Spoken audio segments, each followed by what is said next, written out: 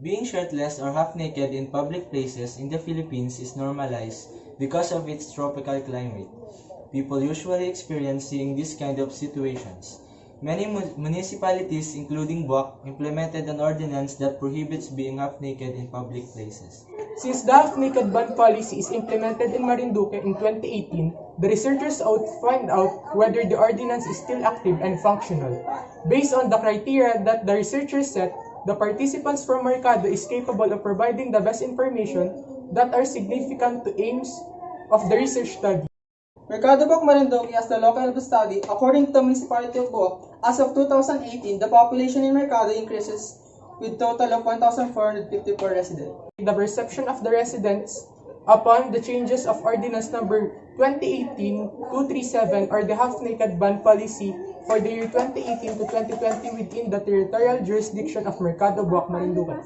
I'm Justine Feria. I'm Ceejay Stefan Jao. I'm Cyrus Gello Par. And I am Elpie, Landoy, and we are the researchers from Marinduque National High School. Statement of the problem.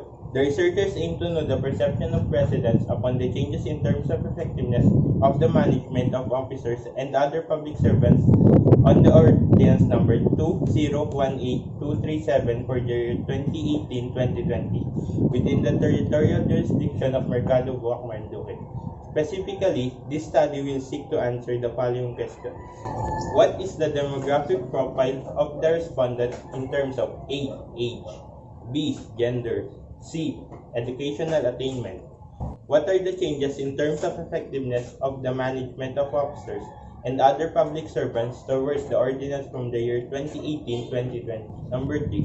What is the perception of residents in terms of effectiveness of officers and public servants regarding their work towards the ordinance after a year it was implemented? This research is considered a qualitative research because it focuses to the perspectives of the people regarding a certain phenomenon. This study falls under phenomenology study since it deals to describe the experiences of the residents in Barangay Mercado Buwak Marinduque. The sampling technique that will be used in the entire study is purposive sampling.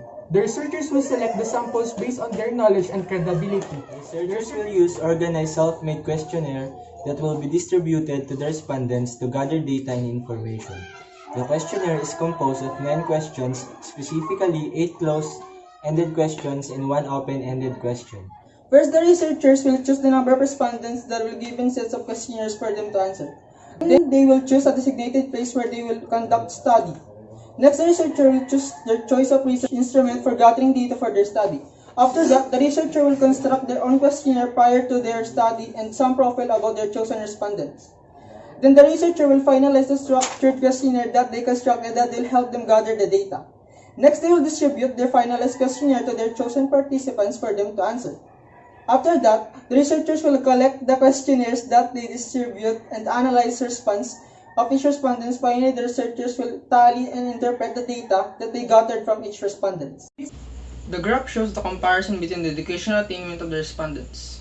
On the respondents, 3 out of 17 are elementary graduate with a percentage of 17.6%. 35.3% of them are high school graduate with 6 out of 17, and the remaining 9 of the respondents have a percentage of 52.9%, which are all college graduate. Figure 4, we discuss the respondents and where do they often see half-naked people. 16 over 17 respondents with a percentage of 88.2% answered that they often see half-naked people outside their houses. On the other hand, 10 over 17 of them used to see public places with a percentage of 58.8%, while only one out of the respondents with a percentage of 5.9 see them in recreational areas.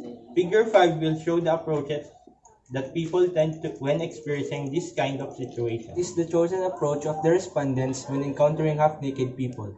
It indicates that 76.5% of the respondents feel annoyed, 23.5% find rudeness, and 11.8% of them laughs whenever they encountered half-naked people. It shows how does the implementation of the public officers affect the number of persons obeying the ordinance. It indicates that 17.6% of the respondents said that it lessened, 52.9% of them said that it stays the same, and the rest of 29.4% answered it increased.